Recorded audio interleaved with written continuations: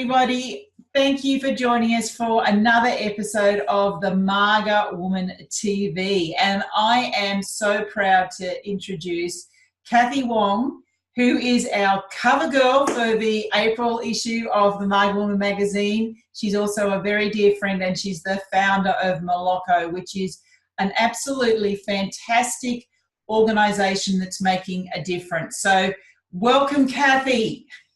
Hi, Angela. Great to be here. Thank you. Kathy, share with our viewers, what is Moloko? I mean, on the surface, Moloko sells thongs or flip-flops, for those of you who are non-Australians. Jandals. But Moloko's more than that. It's more than just a company that sells footwear. What is Moloko? Yeah, look, I'm glad you say that. Yeah, I mean, we started selling the flip-flops, as you know, and, you know, you've been with us this whole journey. And those flip-flops, let me start with what Moloko means. Moloko means dream crazy, because it's my dream. When I started, actually, it was my dream to make an impact on children in poverty. And we do that by creating these flip-flops. They leave these positive messages in the sand. And then for every pair we sell, we actually then put a pair of school shoes at the moment on a child living in India. And that allows them to go to school, and it allows them to protect their feet. So I started with that because I thought, you know, if I could just help one child, Angela, then that would be something. And then, of course, I got greedy and I wanted to help more, and it just kept going, you know. And then, so that's like 7,000 shoes later, and still going, right? But during that 3 years, I really realized that I could make more impact. You know, what else can I do? And so that was my starting point. And now I'm finding it was by chance, really. It wasn't something that I deliberately set out to do. I discovered that I was actually inspiring other people to make a difference, you know. Some of those people have been people who either have businesses or they've started businesses, and they all wanted to give back. So it was really lovely to hear some of those things that people have done, to just give them some input, and, you know, they've gone and created similar sorts of businesses. And then I also became really aware too of the youth, in particular teenagers. I seem to have attracted a whole heap of teenagers who just get it, Angela. You know, they just really want to change the world. And I find these kids just so inspiring. They have the most awesome ideas. They also seem to have no fear. You know, it's like, well, why can't I do this, you know? And that is so critical to when you're looking at creating a business, that you can be so lateral, so innovative, you know. And it means that by not having that fear, you've got this courage to pursue ideas that as an adult we often will shut down because of, you know, our years of conditioning, and fear seems to build up as you get older. So that's where Moloko is now headed, how to inspire this next generation of change makers. And so we've been working with teenage ambassadors who at the ages of 8 and of 11 have started these social entrepreneur businesses, you know. And I've got to say, they make me look really bad because some of the impact they're creating, I'm going, oh my God, you know. And then other youth who don't really know what it is they want to do, but they do know they want to make a difference.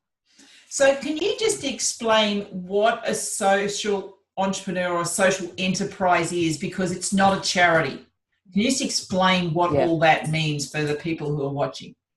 Yeah, I'm glad you asked that, Angela, because there is a lot of almost mystery sometimes around this, because it is a fairly new term. So it is a model which actually relies, it's a for-profit model, right, where it's using the power of business to create a sustainable model where we're not asking for people to donate, which is the old model of, you know, charities, not-for-profits. And also sometimes they're also called social enterprises, which makes it very confusing. So to distinguish what I'm talking about social enterprise for-profit models. So we still donate through selling something, whether it be, you know, in the case of our flip-flops, it's the shoes, it might be a service. And so you're giving people something that they need to buy, that they want to buy. And by doing so, that's the mechanism for raising the money to then support your cause. The other difference too is that we can distribute money however we want, whereas with the not-for-profit model, they're not actually able to do that. That word not-for-profit is actually quite misleading because they do make profit. How they distribute it is different, you know. They can distribute in the form of the salaries that they pay their management team, you know.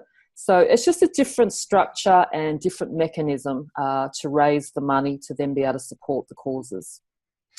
So just a little bit about your history, because you basically had retired. You'd retired from corporate because you'd built businesses, you'd made a lot of money, you'd retired. But there came a time when you knew that you wanted to make a difference, and you wanted to make a bigger difference rather than, apart from just the fact that you'd made money and you were quite comfortable, you knew that there was something more, didn't you? You knew that you had to make a difference. So tell us a bit about that story, and how did you get to having an idea to the fact that you've put shoes on 7,000 children, which means there's 7,000 children now who can go to school, who couldn't go to school, and then the next step, whereas now you're actually mentoring and using your wisdom to help others. Yeah, well, like I said, that's a big story. It's crazy, yeah, it's crazy. It's been absolutely crazy journey. And you did it in 3 years, so it's like... Yeah, well, it's interesting, you know, because I'm not the most patient person when it comes to getting something done. And for me, 3 years, it seems like a long time, you know. So it's interesting when you bring that up and I go, oh, I suppose it really isn't that long, is it, you know? Look, I suppose, where do I begin with that?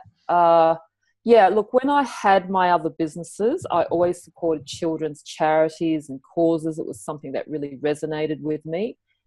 And I always said, Angela, that one day I'll do something big with kids. And I suppose my one day came, you know, back in 2014 when I was retired. I was having this good life, as you said. Yet, you know, I knew that something was missing. And it's really interesting because I think a lot of people want to be retired. And, you know, we often hear about how people, when they do retire, find themselves feeling a little bit lost.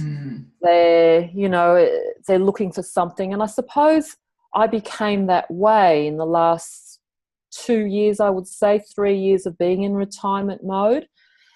And having, you know, run businesses all my life, I was very used to being active, you know, and this also, I was very used to continuous learning. And so I just, I found myself coming back to Sydney, and I found myself within 2 months of coming back, I just had that epiphany moment. My time had come. I was, you know, given this download that I needed to go out and make a difference. And that's really what started this whole journey that I'm now on. And a whole series of events happened really quickly when I got that message. So that within the 2 weeks of having that message, I learnt about social enterprise. Well, first of all, I learnt about the children living in poverty. I learnt about, you know, over 300 million children in the world without shoes. And when I learnt that, it, you know, it just totally rocked my world, Angela, because I thought, how can people not have shoes, especially when I'm a person who, I've got to say, typical woman. How many shoes? Yeah, exactly. So I'm quite embarrassed about that. And I felt compelled to do something. And so with that in mind, very soon after, I somehow came across an article about social enterprise. I can't even tell you now where that came from. And those two things just clicked. It was like, okay, that's what I need to do. Because at first, you know, when I was given this message to go out and make a difference, I thought, well, I don't know the first thing about that. How do I do that? And then I thought, you know, well, when I started to find out about social enterprise, I thought, well, I do know how to do business. even though I had been out of the business world for 10 years, I knew something about that. So that's really how I put that together to then create the flip-flop side of the business. So many women in our Maga woman community are in a situation just like this. It's like they've got to the stage whereby they want to make a difference. They want to do something different, but they're not sure what. What was it? Because I'm sure some fear came up there. It's like, who is it? Who am I to do this? Why? This is just too big for one person.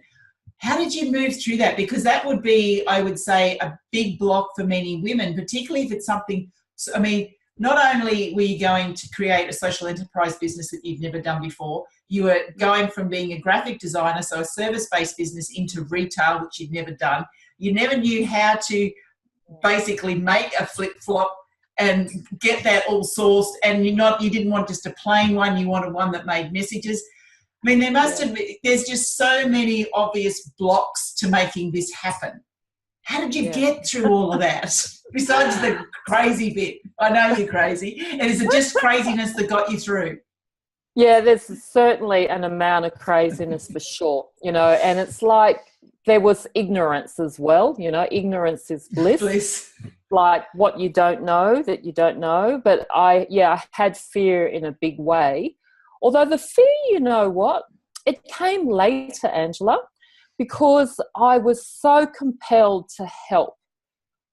The desire to help was so great. I didn't have time to be fearful, right? So I was completely obsessed. I would say obsessed. I was so passionate about wanting to make this difference. I just had to find a way. So I was caught up in all of that, my why, and then I was caught up in actually then just moving through, because it was like, okay, I got to make something. I decided I was going to create a product. I didn't want to do a business because I had done, not a business, a service, because I had done services all my life. And I thought, hey, product, that's got to be, product's sexy. Got to be easier.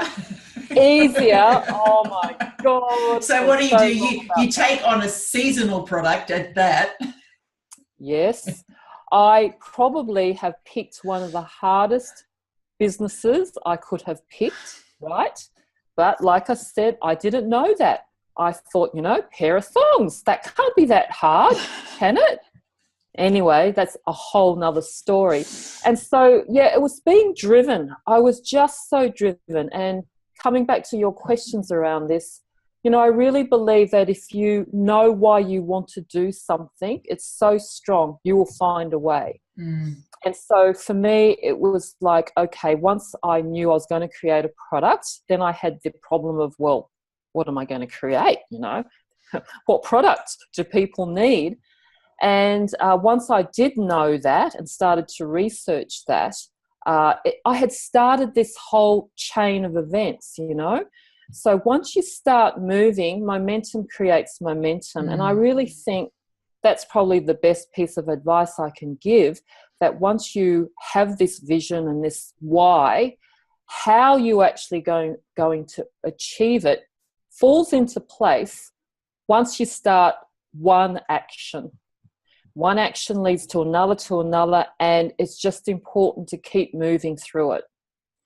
I think that, and so that's why the fear didn't kick in till later, when I actually had time to take a breath and go, oh, wow, what have I created here? What's going on? Yeah. So share with us what it was like when you went to India to make the delivery of shoes.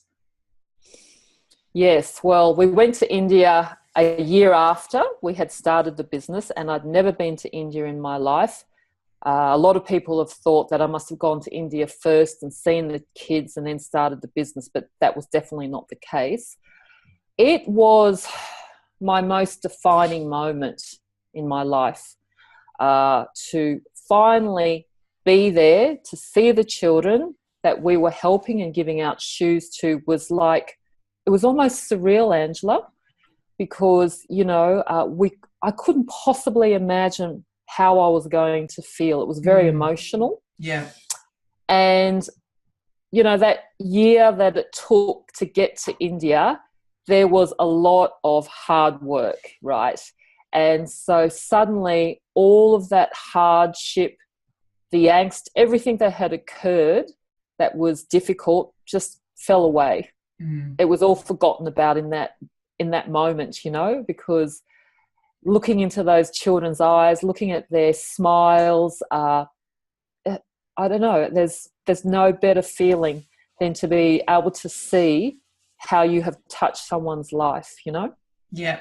And that's it. I mean, it's one thing to be making a difference from a distance, but when you actually see it in reality, it just brings, I mean, I've seen your photos, I've seen your videos, I saw the emotion that you were going through at the time. And yeah, you can only imagine what it'd be like to actually be there and to feel that energy. And to, you know, the way the children's faces lit up when they were given a pair of shoes, something to us, you know, to us, that's a pair of shoes, you know, okay? You know, it's a pair of white sand shoes, nothing fancy.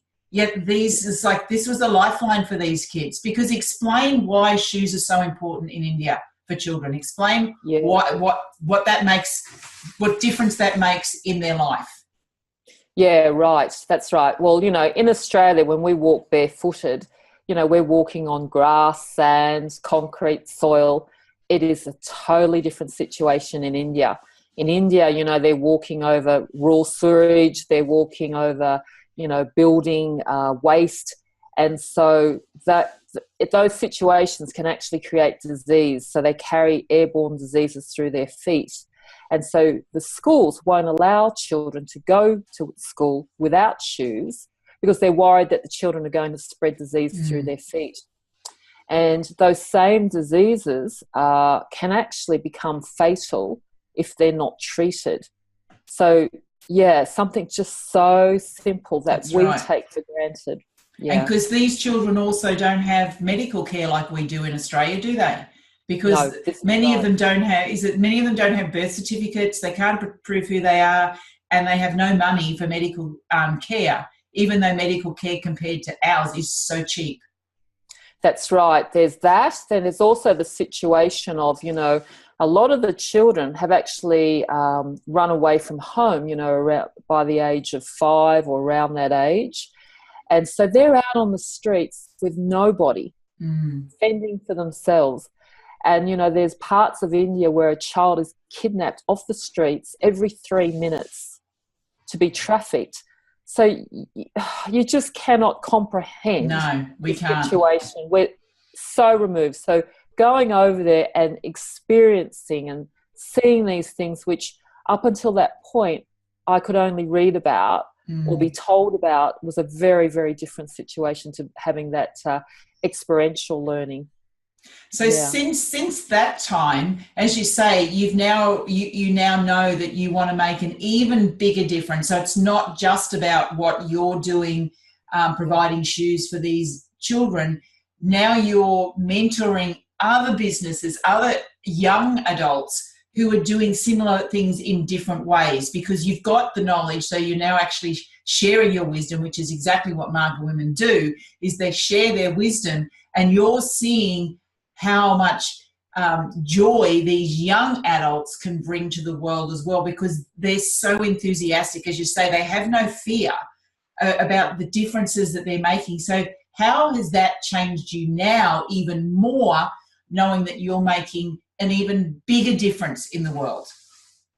Yeah, well, I mean, it's that ripple effect, right? You know, so I will still continue, you know, supporting the children in poverty that we're working with. But by empowering others who then are going to do their business or empower their communities, whatever it is that they choose to do, then that's magnifying the impact out further.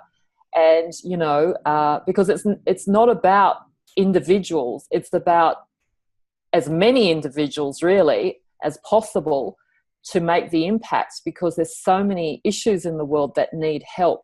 So it's an amazing experience, I've got to say, to know that you can actually use all the experiences that I've had over the last 3 years to help others to then, you know, create their impact. So I don't know, I can't really express it, Angela. It's just sometimes it's really overwhelming, you know, and again, very surreal, you know. So I'm still getting used to it. I really am. Because the other thing you do really well is you build community. And you're about to set off on your second trip almost around the world without really knowing where you're going, but knowing that you've got community that are, you go and you sleep on beds for people that you've never met except online, and you get opened up to, so you did this last time, was it last year when you went and you got opened up to so many new opportunities because of the community that you had built around you, and some of these people you'd never met face to face until you were basically in their lounge room, yet they introduced you and opened you up to so much more. That's right, in my pajamas, exactly. Yeah, and so much more of that happening because this time I'm going for longer. I'm visiting more countries. I've already started reaching out to people through a lot of this has been through online communities, virtual communities, you know. I would never have had these opportunities without the virtual world, but at the same time, you know, there's a limit to the relationships online are a little bit different to when you meet somebody face to face, you know. So I'm really excited by this situation because this time I'm on a mission, which was not the same mission as last time. This time I'm on a mission to meet as many social entrepreneurs or people making a difference in the world in the 5 or 6 months that I'll be away. Yeah. And I have no doubt that you will achieve that mission more times than you even imagine, because that's the type of person you are. You just attract people to you. You just have this way about you. You just bring people to you with what you do and just who you are. You're unbelievable the way you just build community. It amazes me what you do and who you know. You know everybody. I seem to be, now it's starting to dawn on me because I know, like yourself and, you know, others have told me that, but it just didn't really sink in. Yeah, because it's what you do naturally. You just do it. I know. It's just recently it's really sunk in. You know, the other day I've recently learned I'm going to Scotland, and so I just put a message out in one of my communities and I said, who's in Scotland that I might be able to connect with? Now I'm connecting with somebody and I'm going on a walking tour for their social enterprise, which employs homeless people. Oh, right. Go visitors around the city of Scotland, Edinburgh. That's great. So, great. That's a starting point. That's right. And so that's what you're doing, is you're really bridging that virtual world and bringing it into the real world and doing it through the theme of making a difference. Yeah, that's right. And so, look, as you said, I have no idea where this is going to go. But it's like I said earlier, you know, if you really want to do something, just go and do it, you know, and just start with an action. And this is what's happened on this trip. I've started, you know, with one person and then another person, and it just keeps going on. Well, that's what I was going to ask you. What is your biggest learning or takeaway that you would share with our viewers about what it's like to make a difference? Because we don't need to make a difference on a massive scale. We could just each of us do it in our own families, communities, our own world. What would you say is what's the number one thing you would share? Yeah, well, I'll just tell a little bit of a roundabout story. With everything that I've done, this journey that I've been on, I've come back almost 360 to my starting point. And I'll explain what I mean by that, Angela. So when I started this whole crazy journey, during the 10 years I had been away, I was really aware of the disconnect that was happening with humankind. I was really aware with people not connected to themselves, and then that, of course, translates to others. And, you know, and I was really conscious of, you know, we had so many ways to connect, and yet why are people even more disconnected than ever? And so that's why I started, you know, communicating with people in the virtual world, and they started reaching out to me very quickly, and that confirmed everything that I had thought. So coming back to how we can all make a difference, it is as simple as this. By just looking at yourself firstly, looking at, what is it that you want from your life? We all have been given special gifts. And so when we recognize that and really get into our hearts and who we are and recognize our gifts and use that gift, that is how you start by making a difference. It really is, we mentioned earlier, that ripple effect, but it comes back to that ripple effect. Then in that process, it will lead to other things, believe me. I'm a perfect example of that, and it really is that simple. And some people will say, yes, but, I don't know what it is that I'm passionate about. I don't know what it is that I really need to do. And I'll still keep coming back to that same thing. Just look at yourself and look at what it is that you bring to the world, And if you really still can't uncover that, then maybe go and mix in communities, expose yourself to experiences where you think it could be something that you're interested in, and just experiment till that will come out, And that's what Elizabeth Gilbert says, that she says, if you don't know your purpose, just get curious. Just get curious. And, I love them. Just go and try anything. And then in that curiosity, the answer will come at some stage. The answer's in the curiosity. Just exactly what you said. Go out there and serve others, and things, when you go out there to serve and do things for others, regardless of what it is, you will get satisfaction out of that, and then you will find out what it is you're meant to be doing. Well, this is right. It all has to start with ourselves first, and then it radiates out. And believe me, it radiates out in a big way. When you let it, you've also got to be open for it, and you've got to let it happen, But not everybody needs to do it your way either, do they? But not everyone needs to go and conquer the world, and because that's what you do, doing it your way, and because that's what listeners or what watchers got to think that everyone's got to go out there and create a big company that's putting the shoes on 7,000 children. That was your crazy dream. And you followed your dream. Someone else's crazy dream may not be as big, but it's about following that crazy dream, whatever that crazy dream is. If it is going out there and being a florist, if it's going out there and doing something different than what you've ever done before, that's your crazy dream. It's like, follow the crazy dream. Definitely. And, like you said, we can't all go out, and we shouldn't all go out and do businesses, because then we're going to end up with too many. That's right. Everything that I have done has been the result of people like yourself, Angela, who've come into my life, who've all supported me and helped make the difference. This is how I made the difference, is a collaboration, combination of people like yourself. It's not me. It's a whole community, right? And so we need everybody to contribute to the differences that we want to see in the world. And so it's not about, it could be something just as simple as being there for somebody when they need help. There's just so many ways, and that's the thing I think that's really important to remember. There are numerous ways to make a difference, but it does start with yourself first, being open to serve others, as you've said, and look at what it is that you bring to the world. Well, I could sit here and talk to you for hours, but you're a busy woman. And so are you.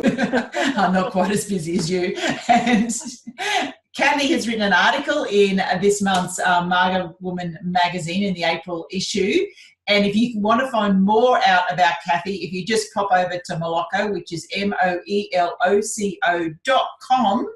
you'll find out, and your new website, which is kathywong.com, isn't it?